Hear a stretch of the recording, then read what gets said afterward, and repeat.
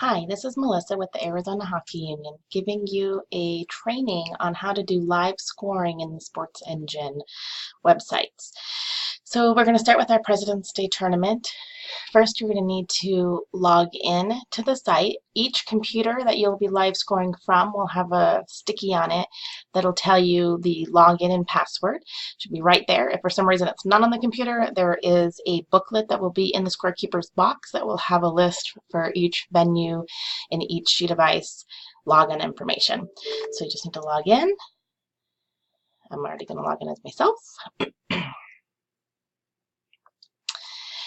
And once you're logged in, you want to go to divisions of the game that you're going to be scoring that you're watching. We're going to go to the 18 AA division. And then you're going to scroll down. In this list here of games, you're going to find the game that you're going to be scoring. And you're going to select the time of the game. Once you're there, you want to put this into edit mode. In order to put it into edit mode, you're going to click this little switch here. Turns it yellow. That means you're in edit mode. From here, you want to click on the Score Live button, and that's going to put you into the scoring system. Once you're here, you're going to click on the teams and rosters. And from here, to make things a little bit easier, I select all. And then if there's anybody scratched on the hard score sheet that the coaches scratched when they checked in their team, then you'll just uncheck those players. Then you need to select your goalies. If for some reason you forget that and you go to score game, it's going to be like, uh-oh, you forgot to select your goalies. So you just hit OK. You go back in, you go here, and you select which goalies are going to be in that game. And then you'll select score game, and then it lets you go. From here, once a team does a score or a penalty, you'll click these buttons, or if there's shots, you'll click these buttons. Now, everything that you enter into the system must match the scorekeeper's actual physical score sheet. So you don't have to stay like right on top of it. You can catch up if you get behind.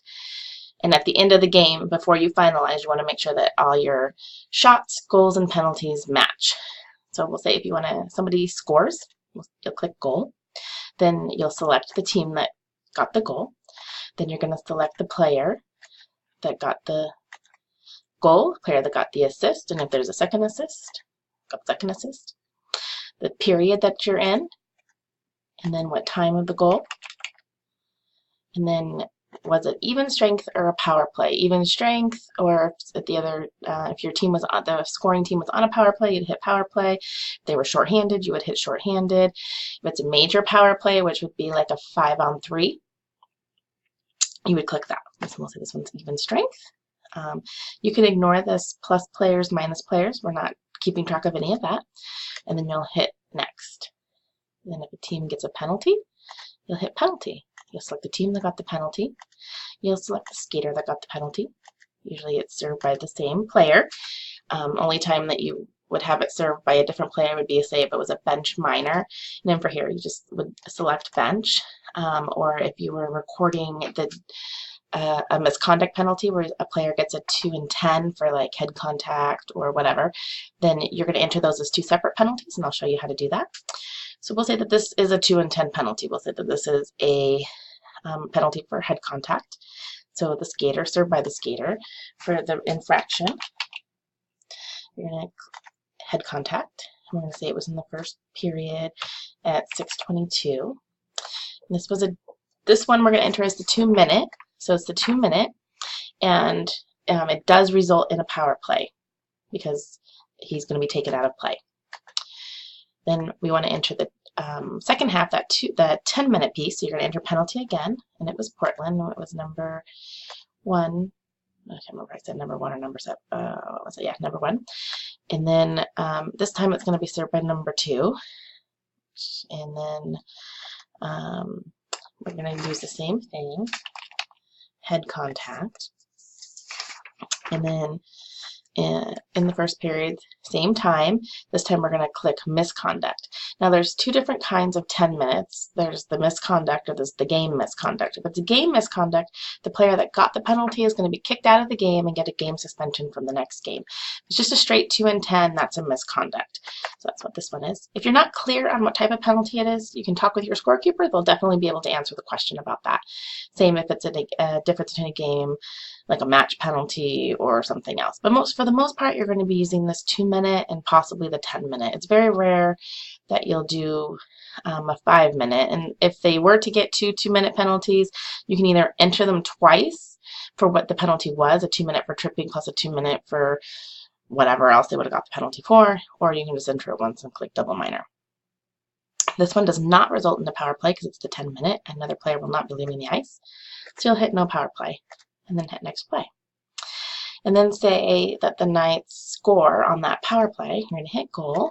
You're going to hit here. You're going to select the player that scored. We'll say he's unassisted, so you wouldn't select anything else. We're going to say that this was at 5:12, still within that 2 minutes. And then this was a power play goal. So we're going to hit power play goal. Next play. Now, if you have teams where they both get penalties and it's a coincidental, you'll enter a penalty for both teams. And when you get down to the, let's see, we'll enter a penalty here. And we'll say that it was for roughing. Oops. For roughing. And let's say this is 1:12 left in the, or 1:10 left in the period. We're going to say it was minor. We're going to say that there was no power play because it was a coincidental. And then so you would hit next play and then enter the other team's penalty for the coincidental. Same time, 2 minute, no power play, next play. At the end of the period, we're going to add up however many shots each team got.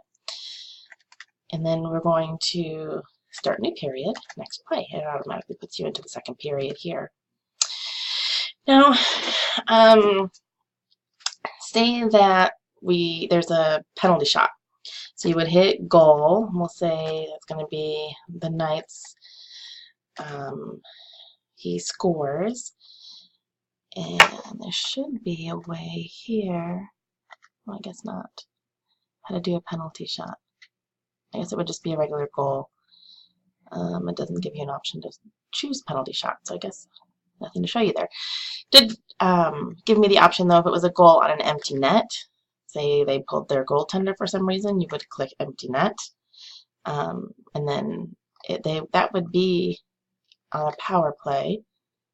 I actually call it even strength because we would be in shorthanded. I guess you would call it shorthanded. And then next play. And then if for some reason you entered something wrong or like you clicked too many shots here and you needed to remove some of them, you could just go over here to the left, select what, and it'll bring it up and you'll just hit the delete button. Yes, delete. Same if you needed to edit some information, you would do the same thing. You can go back up here and like, this wasn't number 1 because it was the goalie. We meant number 7. And we would say next play.